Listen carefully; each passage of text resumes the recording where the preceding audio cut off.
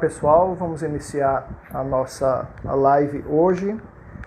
Hoje uma live especial, nós estamos na série A Missa Parte por Parte e hoje nós vamos fazer uma live, a primeira parte da live o canto na missa, né? E o nosso convidado é o maestro Luciano Peixoto, que eu já vou chamá-lo aqui, antes da gente fazer a nossa oração inicial, vou chamá-lo aqui. Aqueles avisos de costume, quem for ver a live depois, então já vá, que não é inscrito ainda no canal Gotas de Catequese no YouTube, se inscreva aí no canal Gotas de Catequese para receber essas pequenas gotas da catequese da doutrina da nossa igreja, da Igreja de Cristo, melhor dizendo, né? E quem não é ainda inscrito aqui no perfil do Instagram também, aproveita e se inscreve. Vamos chamar o professor Luciano para ele participar conosco. É uma honra tê-lo aqui. Ele aceitou muito gentilmente o nosso convite. Já chamei ele aqui, agora é só ele aceitar. Esperar um pouquinho. Já agradeço a participação de quem entrou, né? Obrigado pela presença. Vamos ver. Maestro Luciano Peixoto. Seja bem-vindo aqui no nosso canal. Boa noite, Ademar. É um prazer estar aqui com você no seu canal, viu? Aqui a gente faz pequenas gotas da doutrina da Igreja Católica e ajuda as pessoas a melhor participar, né, da nossa fé. E agora, mais precisamente, nós estamos fazendo uma série de lives, a missa parte por parte. E o meu convite a você é para que a gente vai fazer algumas lives até encerrar todas as partes da missa. Nós vamos fazer algumas lives especiais e uma especialíssima é sobre o canto litúrgico no rito da missa, né? Uma parte tão importante. E aqui em Maceió, não sei, lá fora eu não posso falar, mas aqui em Maceió, em Alagoas, ninguém melhor para falar sobre isso do que você. Mas antes de você se apresentar, vamos fazer a nossa oração inicial, né, com todo mundo, né? Quem for ver depois também, já faça essa oração para que o Divino Espírito Santo nos inspire. Em nome do Pai, e do Filho, e do Espírito Santo. Amém. Inspirai, Senhor, as nossas ações, e ajudai-nos a realizá-las, para que em vós comece e em vós termine tudo aquilo que fizermos. Por Cristo nosso Senhor. Amém. São José, rogai por nós.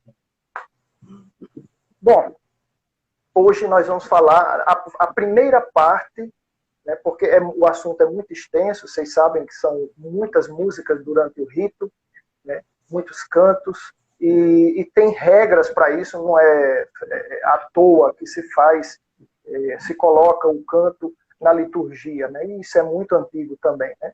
Mas eu gostaria, Luciano, que você se apresentasse. Luciano é maestro, é professor, rege alguns coros, né? Cantor lírico, é assim que se diz, né? Se apresente, diga, faça já o merchan aí dos seus canais e como é que você exerce seu apostolado na internet. Bem, como você já falou, eu sou Luciano Peixoto. A minha história com música começa na Igreja de Nossa Senhora do Livramento, em 1994, com Dom Henrique.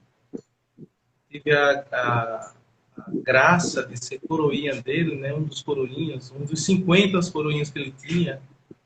E o coral do Livramento era composto por senhores e senhoras. E o coral estava se acabando.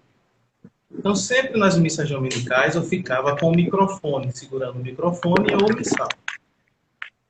E ele ficava ouvindo que eu ficava cantarolando. Né?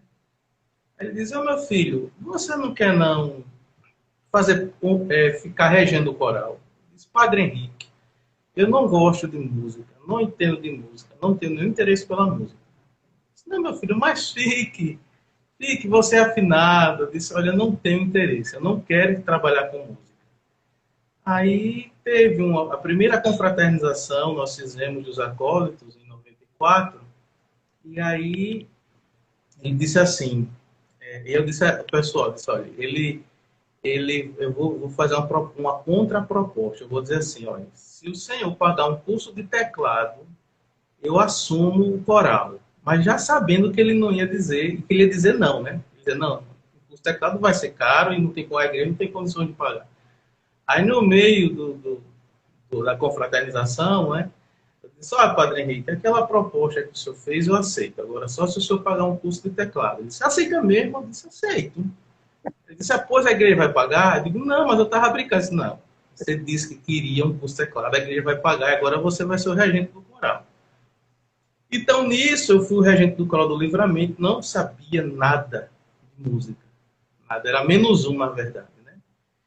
Então, eu fui atrás, fui assistir aula de canto, de técnica vocal, como aluno ouvinte na UFAL. A Igreja do Livramento realmente me pagou um curso de teclado e iniciação musical, teoria musical, solfejo. Estudei quase 3 anos. Para mim foi muito difícil, porque a linguagem musical, para mim, era como se fosse um grego, hebraico. Eu não entendia nada, não conseguia entrar nada na minha cabeça. E, com o tempo, a coisa foi caminhando, comecei a reger o coral sem saber o que era reger. E depois acho que uns 6, 8 anos, tive a oportunidade de conhecer o Nicolas, né, doutor Nicolas, que ele é psicólogo, já foi sacerdote, ele é holandês, um grande músico, deu uma grande contribuição no canto litúrgico, né, para a CNBB na década de 80, na década de 70. Foi maestro da orquestra daqui da UFAL. E aí ele disse que queria ajudar o Livramento e queria dar aula de música para alguns componentes que já trabalhavam música no Livramento de forma gratuita. Então entrou eu, né, como aluno dele, entrou o Ricardo, que toca na Santa Casa, e a Daiane, que tocou muito tempo no Livramento, e hoje ela toca na parte alta daqui de Maceió. Tivemos essa grata oportunidade. Eu na parte de teoria, de harmonização e regência, e eles dois na parte de teclado. Estudei 3 anos com o Nicolas, mas foi muito, muito bom, muito proveitoso. Inclusive a questão de composições também. Eu sempre fazia algumas composições, mostrava a ele aprovava ou não aprovava.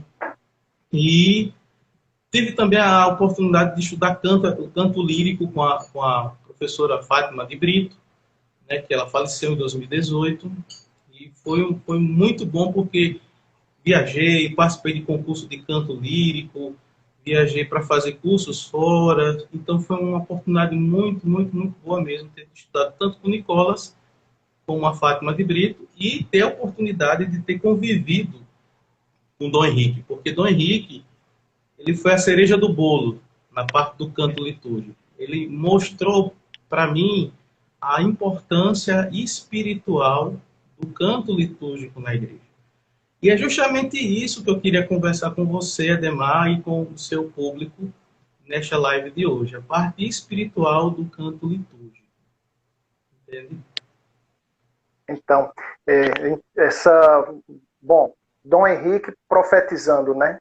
Já foi em boa hora que ele percebeu, né, com a peculiaridade que ele tinha de perceber as coisas, já percebeu em você um carisma, e eu acho que deu certo, né?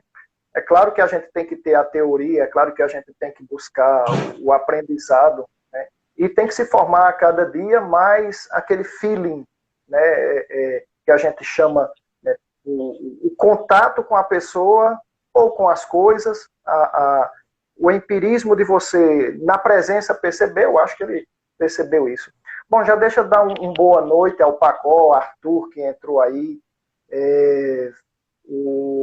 Quem mais está aí? Viana, o Thales entrou. Quem será o Thales? A Ana. Bom, minha gente, muito obrigado pela presença de vocês hoje, pessoa ilustre aqui conosco, mas... Luciano, a gente está conversando aqui nessa série de lives sobre a missa e a gente fez a parte do do canto de entrada, né, que o missal romano, a instrução geral para o missal romano, ele coloca já de entrada um canto. Mas esse canto, ele coloca como que se a gente tivesse que rezar ou cantar a antífona do dia, mas a conferência dos bispos local, eles podem criar como se fosse um inário. Mas esses cantos que vão entrando na missa, eles não são à toa, não são aleatórios, eles fazem parte da liturgia e eles precisam nos levar à oração. Então, se não, o canto não nos leva à espiritualidade, ele fica deslocado do momento e isso tem que ser harmonioso. Como é que funciona isso, né? Como é que como é que a gente traz a espiritualidade, chama o povo a rezar através do canto e já na entrada da missa? Então, vamos lá. Hoje eu quero me deter ao ordinário, a parte fixa da missa, aquilo que é comum. Ordinário, aquilo que é comum, que não se altera. E aqui o que não se altera, na verdade, são os textos. O Kyrie, texto do Kyrie, aquele texto fixo está no missal, não pode se alterar. Mesma coisa o Glória, a mesma coisa o Santos, a mesma coisa o Ainos. Mas, como aperitivo inicial, eu vou falar da parte do canto de entrada, que a gente vai deixar para uma outra live, o canto de entrada, ofertório, comunhão, enfim. Mas repare, prestem atenção. A missa, logo na era primitiva, na era cristã, dos apóstolos e dos primeiros cristãos, todos, isso tem nas escrituras, todos cantavam, rezavam os hinos e os salmos, e isso ficou muito emprenhado na igreja. Tanto é que toda a estrutura ao longo dos séculos da missa, ela vai ser estruturada por meio de antífonas salmódicas, de salmos. Não só antífona, como salmo. Tanto a entrada, quanto ofertório, comunhão. Então, toda a estrutura da missa é cantada por salmos, pela própria palavra de Deus, pelas escrituras. A gente começa a ter uma espiritualidade. Essa espiritualidade é viva, não só por conta da comunidade, mas por conta do encontro que cada cristão faz com o nosso Senhor. Encontro pessoal e individual. E isso vai resultar na comunidade. Então, essa espiritualidade da missa, que ocorre na missa, é fruto, antecipadamente, da espiritualidade do povo de Deus, que o povo vive, que o povo busca ter essa contemplação, esse mote oracional, de ter uma intimidade com o nosso Senhor. Só que com o tempo, Ademar, prezados internautas, isso foi sofrendo várias alterações, infelizmente, ao ponto de hoje nós termos apenas no missal a antífona de entrada, como a antífona do ofertório, como a antífona da comunhão, né? Mas isso não impede dos grandes compositores, com suas capacidades intelectuais de criação, de pegar aquela antífona, junto com o salmo, e compor. Existem umas 4 ou 3 missas que nós temos feita, que nós fizemos assim, e está disponível lá na Santa Casa. São salmos que eu peguei, com textos e antífona do dia, compus e coloquei para a gente cantar. Antes da pandemia, a gente estava até cantando. Então, são estruturas que eu lembrei disso porque Dom Henrique, numa conversa, tinha conversado comigo no tempo que ele era padre. Disse, olha, meu filho, para você entender bem a espiritualidade da missa, você precisa rezar os salmos, contemplar os salmos. Porque toda a base, o miolo litúrgico, vem dos salmos. Então, é isso. Isso aí é o aperitivo inicial para a live que a gente vai fazer, acho que é dia 29, falando do canto de entrada, do ofertório, de comunhão e canto final. Por isso eu coloquei essa, vai ser a parte 1. O Luciano já se comprometeu com a gente, né? Não é nem comigo, é com a gente, com todo mundo que está esperando isso, essa segunda live do dia 29, e a gente separou exatamente esses cantos, porque tem a parte... Explique como é que... São 2 tipos de cânticos que a gente coloca na missa, Luciano. E essa primeira parte, vamos adentrar nela, né? E a gente vai falar hoje. É porque, assim, existe o que nós chamamos de ordinário, que é a parte que não muda, como eu falei. O texto não pode ser alterado. Ou seja, o Glória, mesmo que não tenha um coral, um grupo, um ministério, enfim, para cantar, o Glória no domingo deve ser recitado pelo sacerdote. Tanto o Glória quanto o Kyrie, como o Santo e o Cordeiro. Não tendo um coro, não tendo um solista ou um grupo de canto, o padre tem que recitar. Por quê? Porque essa parte é comum, é obrigação. Por isso que é ordinário, aquilo que é comum, aquilo que não pode ser alterado, não pode ser substituído por um outro texto. É oração, é hino. E isso tem que estar lá, né? O ideal é que se cante, óbvio, porque o hino não foi feito para recitar, foi feito para cantar. Ninguém recita, geralmente ninguém recita o hino nacional, né? A gente canta o hino. Mesma coisa o hino do estado de Alagoas, Pernambuco, enfim. Então, essa parte móvel, essa parte fixa não pode ser alterada. O texto já está dizendo, o texto fixo.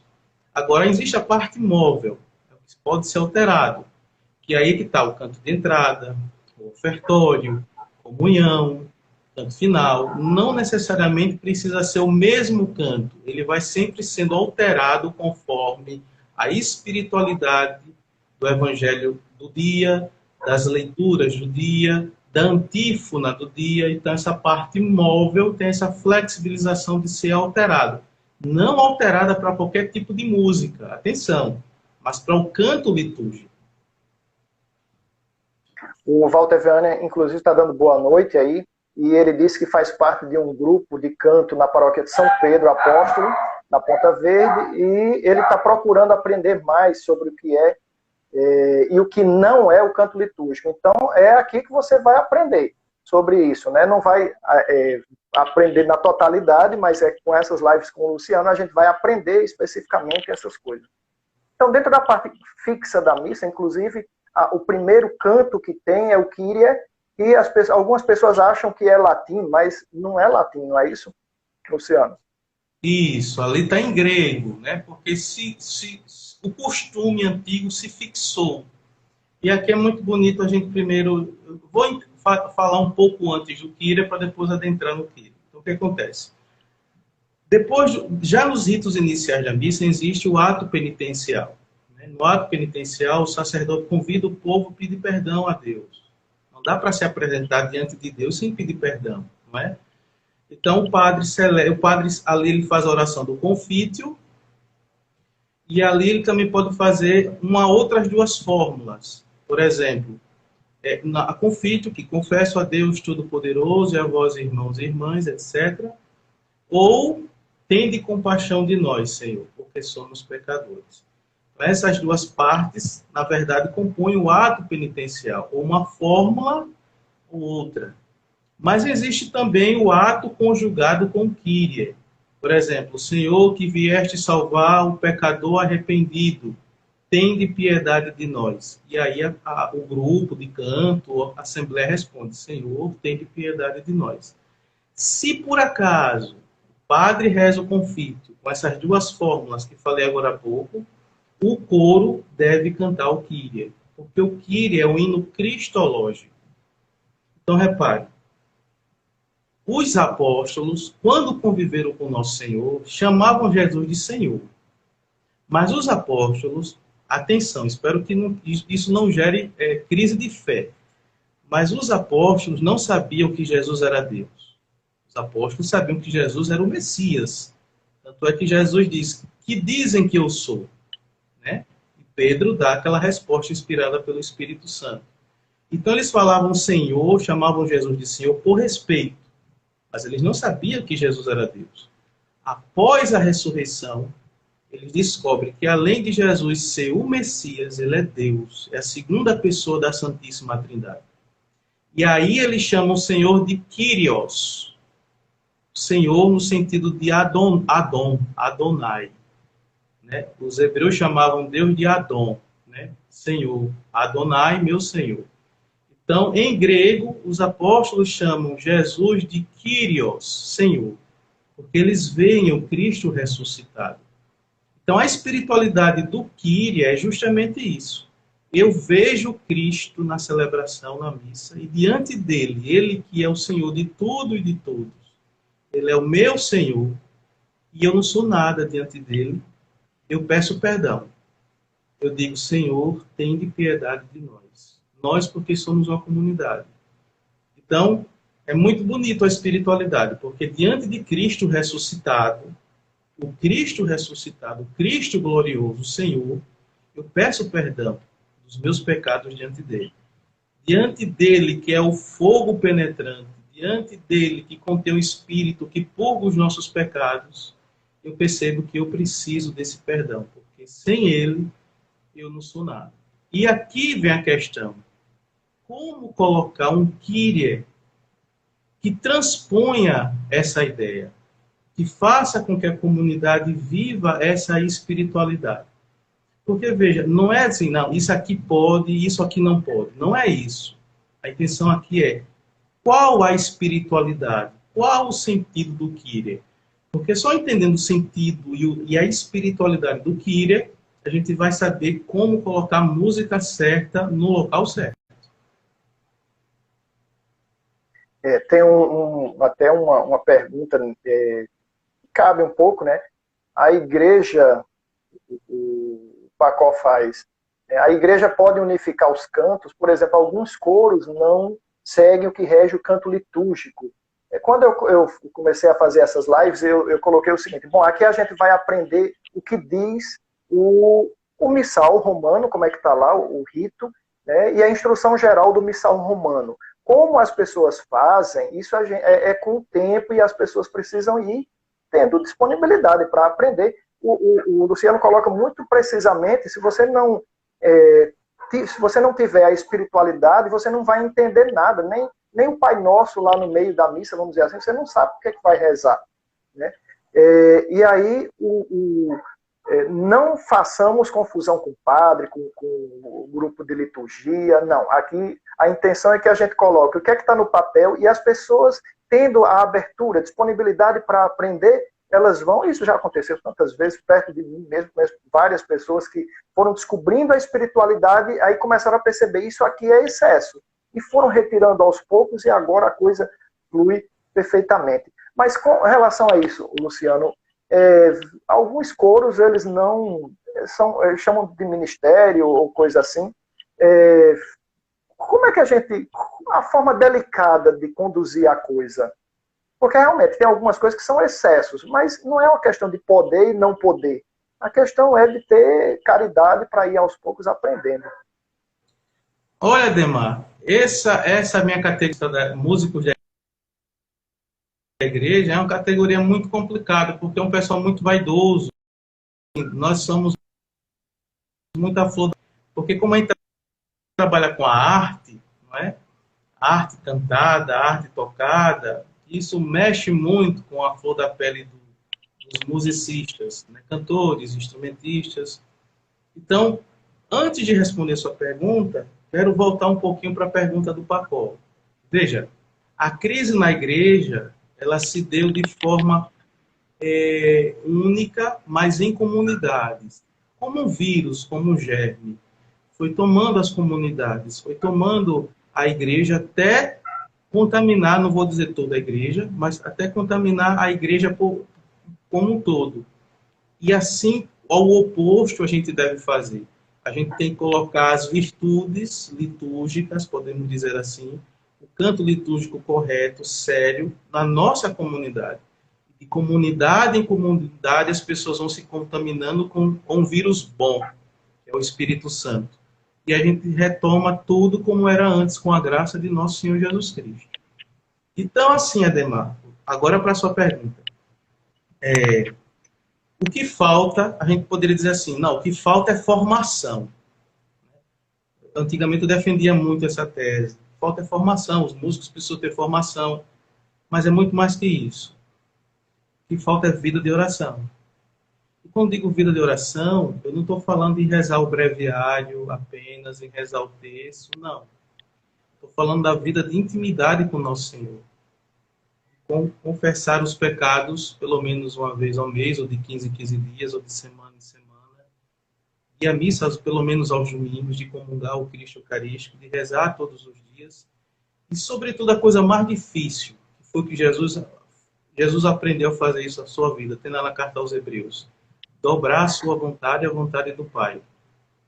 Isso é a oração de intimidade. É fazer com que a minha vontade esteja associada à vontade de Deus. Não é aniquilar a minha vontade, mas fazer com que a minha vontade esteja em sintonia com a vontade do Pai. Então, isso é oração de intimidade.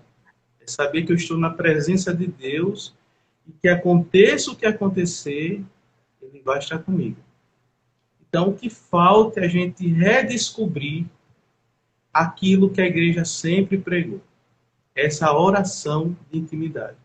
Enquanto a gente estiver num patamar apenas musical, a coisa não vai fluir. Vai ser meramente coisas do meu raciocínio, da minha cabeça, do meu intelecto, mas não espiritual. E aí, dessa forma, a gente nunca vai conseguir chegar, né, fazendo da forma errada, né, a dizer, não sou eu que vivo, é Cristo que vive em mim. À medida que a gente se entrega, aí sim a coisa flui. E é isso que você acaba de dizer, né, não age somente em cima do canto, mas de toda a liturgia e de toda a questão do sacramento, a própria igreja, templo, tudo vai se harmonizando. Mas se não tiver esse ponto que você coloca, todo o resto é em vão. Construir aquela casa na areia, no terreno arenoso, né?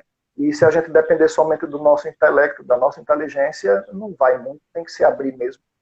Mas você falou do Kyrie e em seguida, qual é o canto da parte fixa da missa? Não pode ser mudado. O que é que vem logo em seguida? A gente vai falar do Glória, mas antes de falar do Glória, eu quero tentar exemplificar isso que eu falei do Kyrie, tocando um Kyrie. O bom é que essa live a gente fala e depois faz a apreciação musical. Então, vamos lá. Deixa eu tocar aqui. Depois o pessoal vai ter que pagar cachê, Não vai ser com som de órgão, porque eu não tenho órgão, eu tenho um piano de verdade. Então, o som vai ser de piano.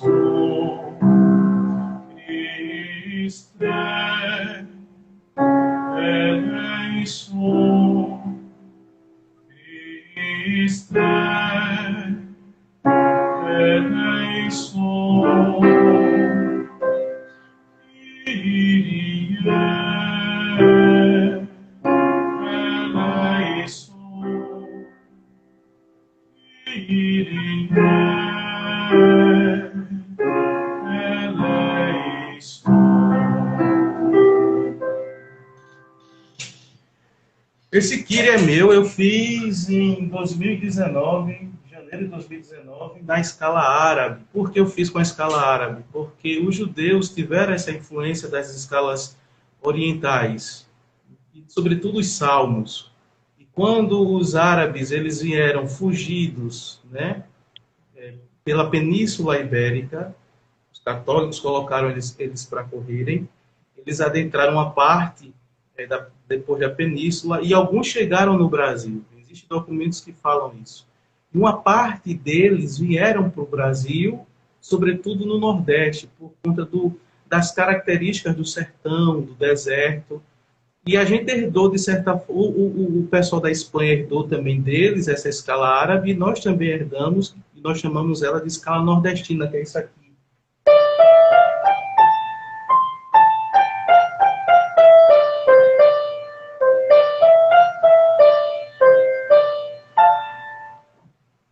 E eu peguei essa escala justamente para dar essa característica mais espiritual do Kyrie, para introduzir a comunidade para rezar. Então, e esse tom um pouco, como é que eu diria, coloca você né? se curvando, né? Você se curva, você ouvindo isso, e você até tentando cantar também, né? Coloca nesse momento, né? Que é o ato penitencial, né? A sequência do ato penitencial. E aí você se sente o pecador ali que se rebaixa, se humilha perante o Senhor, que ali está. Né? Que dentro, em breve, em pouco tempo, você vai comungar, se estiver preparado. Mas e aí vem o glória. Alguns dizem que o glória é o louvo ao Pai, ao Filho e ao Espírito Santo. Dom Henrique nos ensinava que o glória é um hino totalmente cristológico, né? E, nesse sentido, você coloca a centralidade do Cristo no glória. Você não pode mudar aquelas palavras que tem ali e colocar isso no canto, até fica... Porque tem gente que quer enfeitar, quer colocar muitos badulaques. E quando a gente canta exatamente como lá está, que perfeição que fica. Ademar cortou um pouco aqui, eu não entendi você falando. Então, Dom Henrique nos ensinava que o glória, né, como a gente chama o hino de louvor, é um hino essencialmente cristológico, né? Mas tirando essa parte, quando a gente canta exatamente tudo que está lá escrito, é um hino maravilhoso. Isso. Então, repare, o glória, ele surge na igreja no século II. Só era cantado em algumas igrejas do Oriente, na noite de Natal, para recordar o texto de Lucas, que os pastores viram e ouviram os anjos cantando. O Papa Símaco, no século V, institui que o glória, a partir dali, deve ser cantado em todas as festas solenes, solenidades e nas missas dominicais. E como você muito bem falou, eu também pensava assim, que o glória era um hino trinitário. Não, não é. O glória é um hino cristológico. Porque, repare, quem nos revelou o Pai e o Espírito foi o próprio Cristo. Filipe, quem me vê, vê o Pai. Ele vai dizer em São João. Depois ele vai dizer, eu enviarei para vós um consolador, um outro consolador, que é o Espírito Santo. Então, o hino do Glória fala do Pai, do Filho e do Espírito. Mas o Pai e o Filho estão colocados numa situação no Glória justamente porque foi o próprio Filho, a segunda pessoa da Trindade, que nos revelou o Pai e o Filho e o Espírito Santo. Então, o mais ideal, pelo que eu fui vendo ao longo dos anos, que a gente deveria estruturar o Glória em formato de recitativo. Primeiro, porque fica mais simples para a Assembleia acompanhar, e segundo, porque fica mais adaptável para você ouvir e já aprender. E aqui é um ponto que eu queria até comentar com você e com o seu público, Ademar.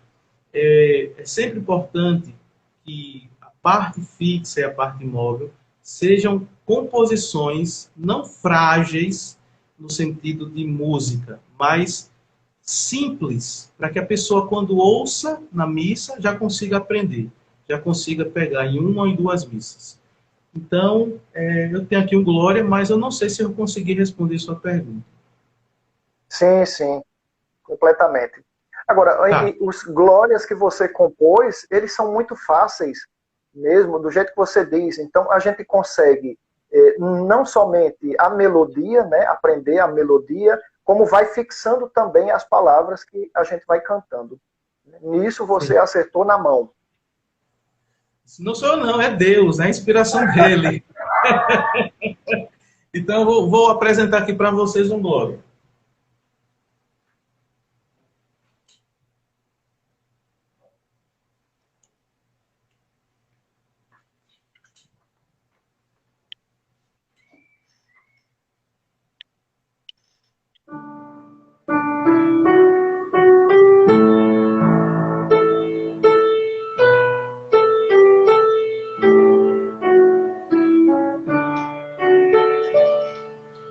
Glória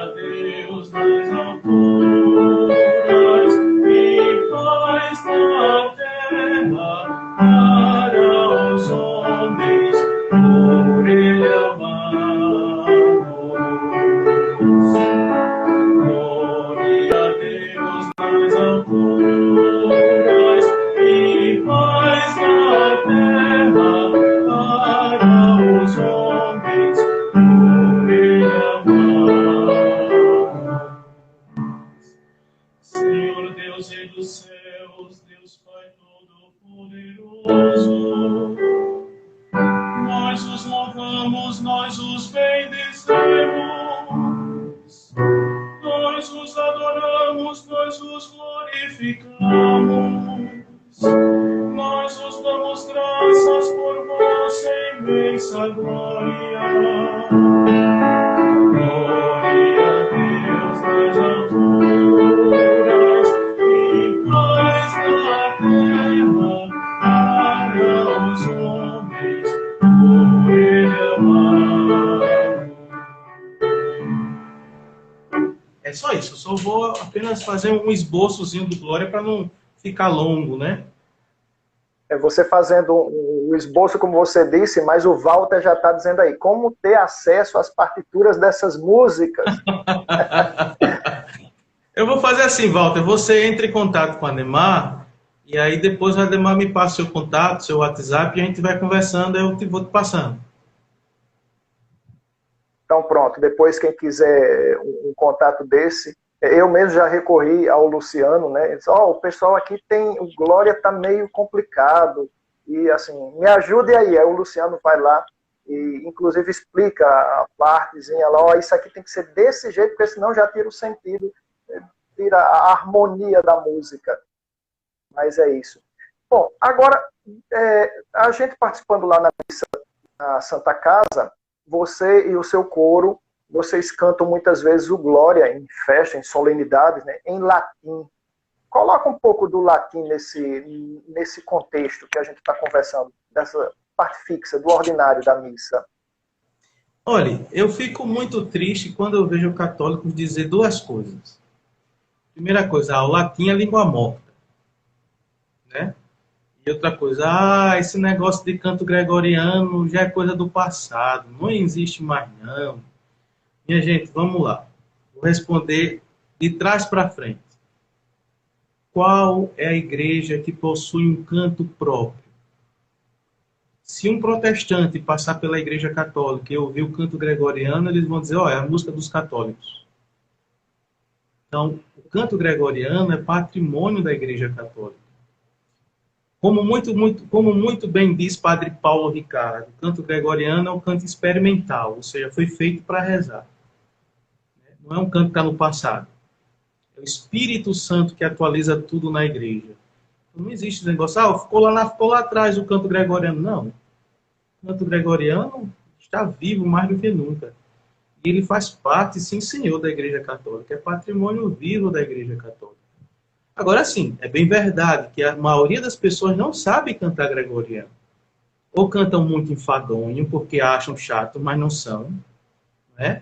E não tem a dinâmica de utilizar o canto gregoriano como se pede. Por exemplo, eu vou cantar um Regina Celli que eu tenho. Não é gregoriano, mas a estrutura é do gregoriano. Então, eu não posso cantar.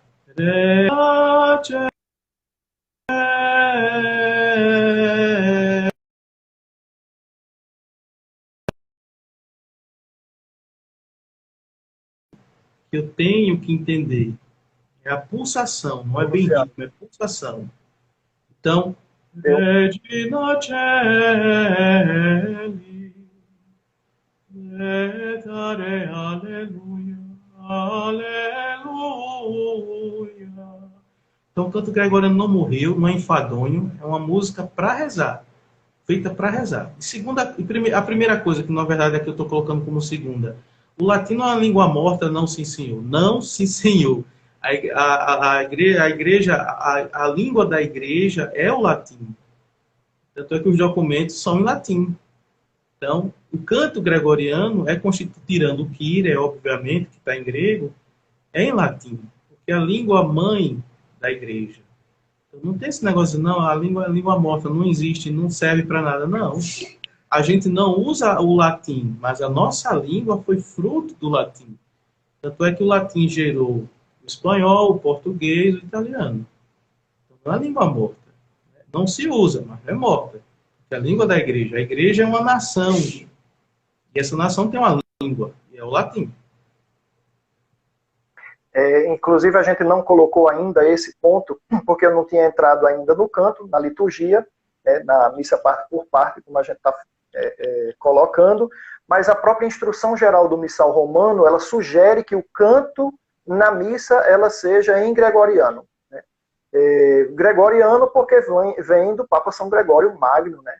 E, vamos dizer assim, inventou essa forma de cantar os salmos, mas a conferência episcopal local, né, ela pode fazer um chamado inário, e que os cantos que lá estejam na missa, né, nesse inário, ele seja puxado, como o maestro Luciano falou, para o gregoriano. Pode não ser o gregoriano mesmo, mas ele seja, vamos dizer assim, assemelhado, como o Regina Celli que ele cantou aí.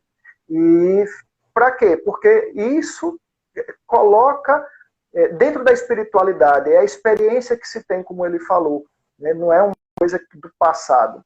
Né?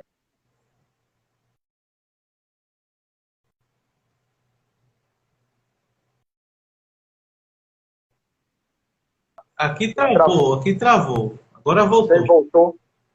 Voltou.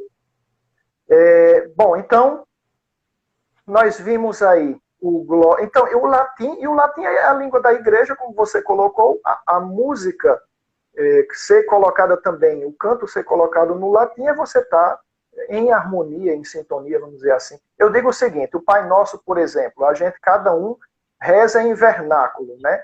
Então, na Rússia se reza o Pai Nosso em russo, na Itália em italiano, do Brasil em português, coincidentemente, mas de uma forma diferente em Portugal também em português. Mas se todo mundo rezasse em latim, a gente estaria em unidade, todo mundo rezando o latim na mesma língua. Já pensou? Mesmo em partes diferentes. Isso a gente precisa resgatar de alguma forma algumas partes. Não digo no todo, né? Porque a gente não iria entender a leitura. A primeira leitura em latim a gente não entenderia, isso não é difícil também, né? Mas algumas partes da missa, algumas partes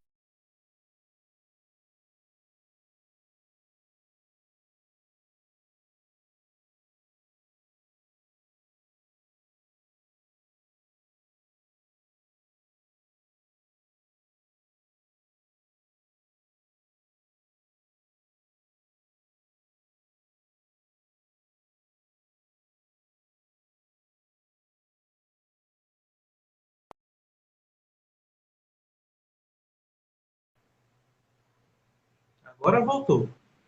Pronto. Travou para todo mundo.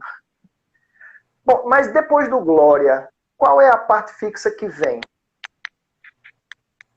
Eu vou, como eu disse, né, eu vou resumir hoje nessas partes.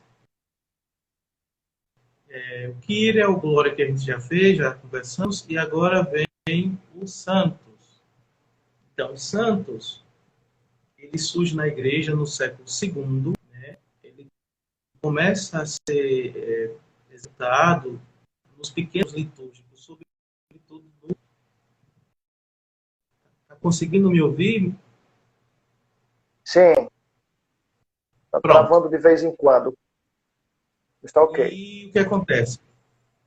É muito interessante, porque numa conversa com o Dom Henrique, quando ele se tornou bispo auxiliar de Aracaju, ele disse: olha, meu filho, eu só vim entender depois de velho, o Senhor desce, ele desce literalmente dos céus e se faz presente no pão e no vinho.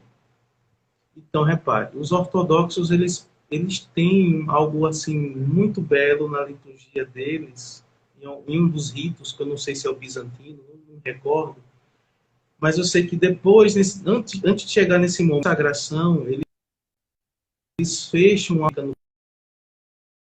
presbitério, o momento, podemos dizer assim, Cristo pneumatificado por meio do Espírito Santo, toma posse ali do pão e do vinho. Então, quando isso acontece, quando eu assistia uma dessas celebrações na liturgia ortodoxa, isso causou um certo impacto positivo. Eu comecei a perceber, não pode ser cantado qualquer tipo de santo para esse momento. Por exemplo, desculpe a ausência ou comentário que eu vou fazer da música e do próprio compositor. Colocar música, como eu vou citar agora. Osanaê, Osana, Osanaê, Osanaê, Osana. Isso não expressa a espiritualidade do santo. Porque, repare, no rito extraordinário, o que acontece? Existe um introito, podemos dizer assim, que o coro, ele, santo, santo, santo, né? Pois, posteriormente, após a consagração,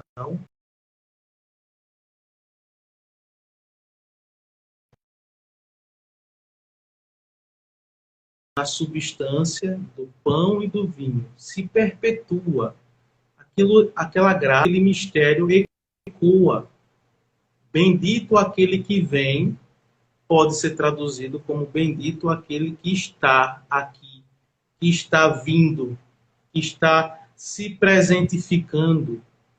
Então, isso é muito importante, porque o Deus do universo, como a gente diz em português, ele está agora presente. Né? O infinito se faz presente em substâncias finitas. Isso é um grande mistério. Então, essa espiritualidade não pode ser interpretada por meio de um canto simples, de um canto que, desculpa a expressão, quem está me assistindo, como o aoba. Por exemplo, volto a dizer a mesma citação. Osana, Osana, Osana, não. Tem que ser algo introspectivo. Tem que ser algo que faça com que eu contemple esse mistério. A própria palavra Sabaoth não está em latim, está em grego.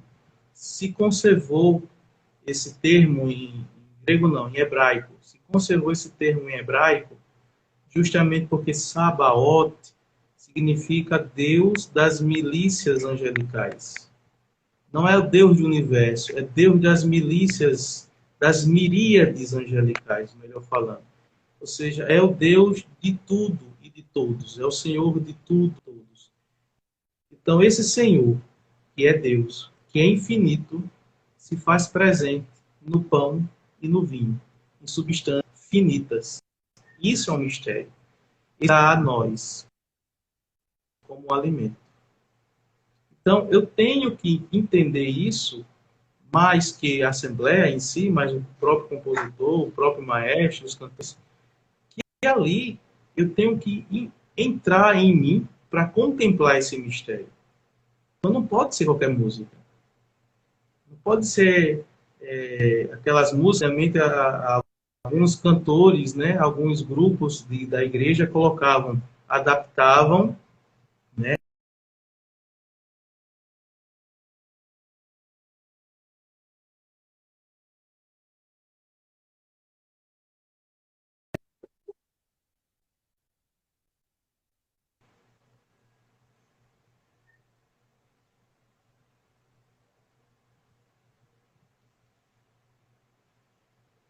Está travando muito. tá, O pessoal que consegue me está ouvir? participando da live está conseguindo escutar direitinho? Ou está muito cortado? Avisem aí, por favor, no chat, da gente ir vendo.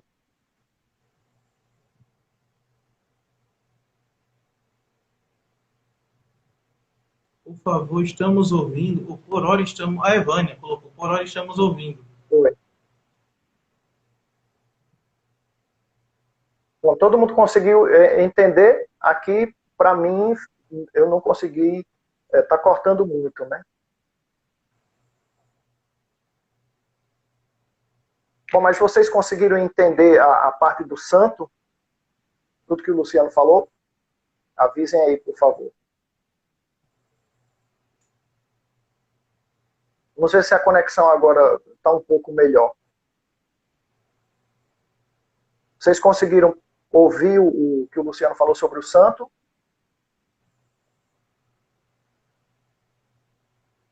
Ô, Luciano, coloque um resumo do santo. Bom, eu estava dizendo, né, que o santo, na verdade, Deus se presentifica, o infinito se presentifica em substâncias finitas, né? Pão e vinho. E esse grande mistério não pode ser interpretado na espiritualidade por meio de um canto que não expresse essa totalidade, ou pelo menos uma parte dessa totalidade. Então, cabe aqui o compositor, o maestro, né, o instrumentista, escolher um canto próprio para o santo. Não é todo santo que é cabível para esse momento. Né? Santo, santo, santo, dizem todos os santos, não é cabível. Não tenho nada contra essa música, mas também não tenho nada a favor para se colocar nesse momento. Então tem que ser algo que contemple esse momento. E faça com que eu entre em mim mesmo para meditar esse momento, que é o Senhor que está ali chegando e pneumatificando por meio do seu Espírito para aquilo ser impregnado dele.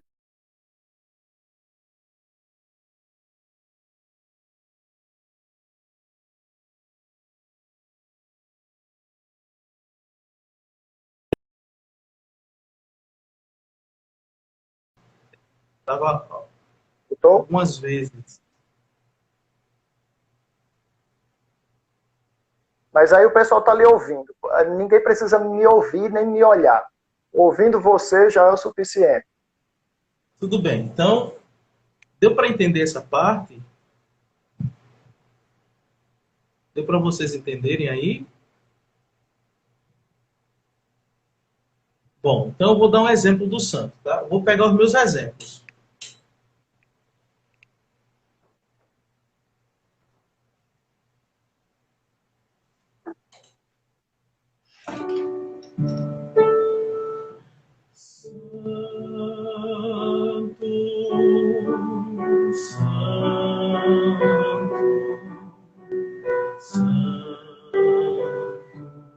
Senhor Deus,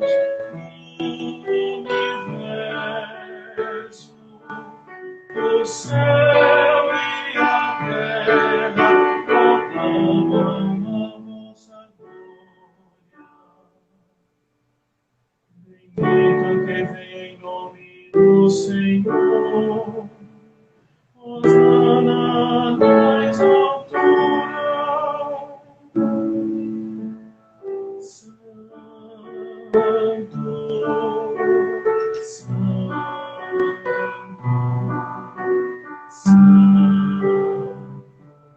Senhor Deus, universo, o céu e a terra proclamam a vossa glória.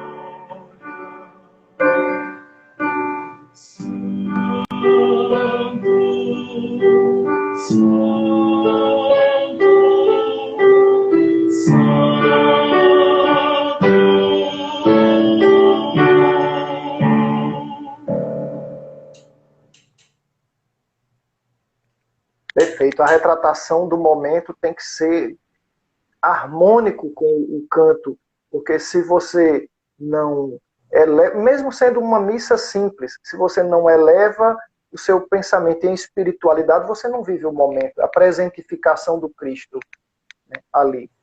E, bom, me parece que tem o último canto agora do ordinário da missa, que seria... Cordeiro. Que seria o Cordeiro Cordeiro. foi E aí, como é que a criado gente pode explicar esse? Certo. O Cordeiro foi criado pelo Papa Sérgio, no século VII, para ser uma, como é que eu posso dizer, um prenúncio do momento da comunhão.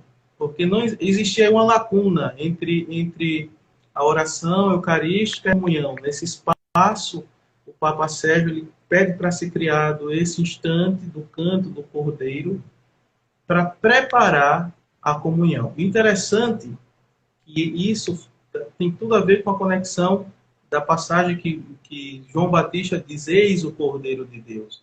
Agora observe, esse Cordeiro não é um Cordeiro qualquer. Esse Cordeiro é o Cristo. E ele vai dizer, né, eu sou o pão da vida. E o pão da vida aqui que Jesus está dizendo, falando dele mesmo, ele não está dizendo, olha, eu sou o pão, se alimentem de mim. Não é só isso, é muito ele que dá sentido à vida. Eu sou aquele que dá sentido. Por isso que ele é o Cordeiro de Deus. Só Deus pode tirar o pecado do homem, mais ninguém. Além de ele ser o Cordeiro, ele é aquele que dá sentido e é aquele que se faz alimento.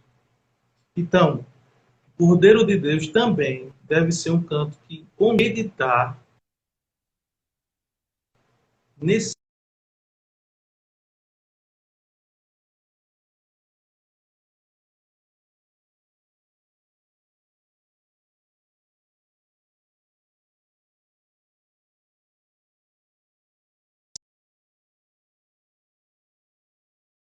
de música desse quilate, podemos dizer assim, ser colocado nessa ação litúrgica, nesse momento da espiritualidade.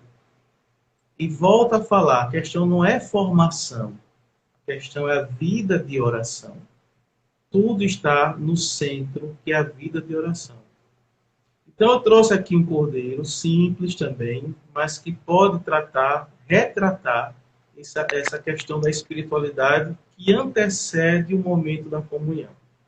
Tem alguma pergunta, Ademar, que você gostaria de fazer?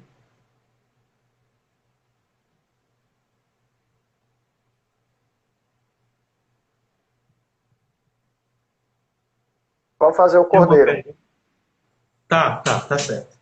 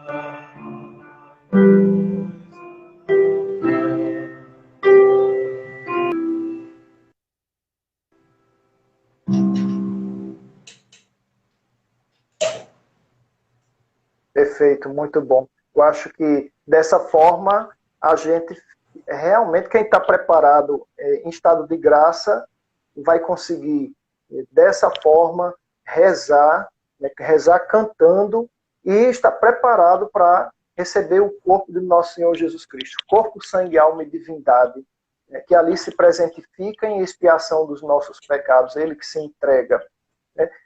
E só com um amor muito grande no coração, trazido, né, pela espiritualidade, que a oração que dá, a vida de oração, que as pessoas vão conseguir participar desses momentos todos na missa e conseguir, porque é o momento que o céu toca a terra. Quantas pessoas dizem isso, né? Parece chavão, mas viver o reino de Deus, né, já está aqui, mas ainda não. E o momento da missa é o mais próximo disso, né?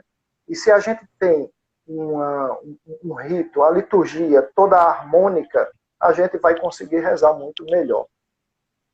Maestro Luciano, me parece que por hoje seria isso, né? Sim. Então, quem tiver, minha gente, que tiver alguma pergunta e que a gente não conseguiu responder aqui, e não, é muito pouco tempo, né? E se vocês tiverem, como deu muita travada, eu não sei se eu vou conseguir, como aconteceu com o padre Cícero Lenisvaldo, não consegui deixar gravada a live dele, que seria uma pena não deixar essa também. Mas, se conseguirmos, vão fazendo as perguntas lá no próprio Instagram, aqui no Gotas de Catequese, que a gente traz para um outro momento, e o maestro Luciano não vai deixar ninguém sem respostas, né? Essa primeira live foi mais para falar desses cantos que são fixos na missa, Na próxima live nós vamos fazer dia 29, vamos falar sobre... o Luciano vai falar sobre esses cantos que eles podem ser mudados, né? Eles são móveis, por assim dizer, os cantos processionais, e aí a gente fecha o canto, mas esperando que o maestro Luciano tenha condições de nos atender em outros momentos para falar não só de música, mas outras coisas da espiritualidade. Vamos ver que se a gente faz algumas coisas um pouco mais para frente. Mas, Luciano, você tem um apostolado junto com... Tem o coro, que está na internet. Coloca aí para nós, para a gente seguir. Nosso Senhor me abençoou com um bocado de coisa nessa pandemia. Vamos lá, a primeira coisa é o Café Católico, né? O Café Católico é formado, graças a Deus, assim, digo graças a Deus porque a gente tem muita intimidade, muita interatividade, muita, assim, entrosamento espiritual mesmo, né? Então, são alguns filhos espirituais de Dom Henrique. Eu, o Eudes, o Helder, o Givanildo, né, que já foi coordenador da Renovação Carismática daqui de Maceió, o Ioannis, que é filho do Eudes, o filho mais velho, e agora estamos ganhando, graças a Deus, mais um novo integrante, que é o padre Tiago Henrique. Ele mesmo já se intitula que é do Café Católico. Já temos 1 ano e uns 6 meses que a gente está caminhando com o café, graças a Deus. Tem escola musical, que é uma página do Instagram que minha família pediu muito, faça, você tem jeito para esse negócio e tal. Então ali eu já estou tratando de podcast só sobre música erudita, né? O que é música erudita, a diferença de música erudita para música clássica. Então quem tiver interesse vai lá no @escola.musical no Instagram, e já tem uma série de podcasts e estamos com o intuito de fazer outras séries de podcasts, sobretudo com canto litúrgico, mas agora não vou falar nada porque ainda é surpresa. E temos também a página dos Tenores Alagoanos, que eu faço parte, eu e mais 2 colegas que estudaram na UFAL, né, canto erudito. Tem o Coro Sacro Vocalis, que é o coro do meu filho Thales. Eu apenas sou o regente, mas ele é o coordenador, ele que dá as diretrizes, eu só faço balançar os braços. E eu acho que é isso, Ademar. Bom, muito obrigado. Deus abençoe você e sua família. Lá todo mundo canta, né? Aí, É verdade. né? Todo mundo canta. É verdade. Que São José abençoe você e sua família e que muitas coisas dessas possam ser feitas, né? E sigam aí esses endereços que o Luciano passou, porque quem tem dúvida, inclusive aí nos colocaram, né, sobre a música na sua paróquia, no seu ministério de música, e esses canais que ele passou, fora o Café Católico tem muito conteúdo lá, né? De vez em quando eu já coloco lá para ouvir. Eles fizeram uma live que tremeu a terra, colocaram 3 bispos amigos de Dom Henrique numa live só, que quando colocou, os celulares começaram a travar mais do que esse aqui, porque era coisa de peso. Maravilhosa esses encontros que vocês fazem. Tem muita surpresa que ele vai colocando e só vai dando gostinho, né? Lá no Café Católico. Mas a escola musical é importante para quem quer ajustar aí o canto litúrgico, que algumas dúvidas, não só nisso, né? Mas ele coloca esses pontos aí em forma de podcast, e é bom porque se você está no carro fazendo alguma coisa, bota para ouvir, não precisa ficar vendo. Bom, por hoje, Luciano, muito obrigado por hoje. Eu agradeço, Ademar, agradeço verdadeiramente. Deus te abençoe nesse apostolado. Amém, vamos em frente. Por hoje, minha gente, uma boa noite para vocês. Quem for ver depois, se eu conseguir deixar gravado, aproveitem, coloquem as perguntas, e aí a gente, numa outra oportunidade, vai respondendo. Vamos rezar uma Ave Maria para encerrarmos essa nossa live, nesta noite, e que Deus nos abençoe. Em nome do Pai, do Filho e do Espírito Santo. Amém. Ave Maria, cheia de graça, o Senhor é convosco. Bendita sois vós entre as mulheres. Bendito é o fruto do vosso ventre, Jesus. Santa Maria, Mãe de Deus, rogai por nós, pecadores, agora e na hora de nossa morte. Amém. Nossa Senhora, Mãe, Rainha, 3 vezes admirável de Schoenstatt, rogai por nós. Boa noite, Luciano. Boa noite a todos. Boa noite a todos. Boa noite, Ademar. Forte abraço.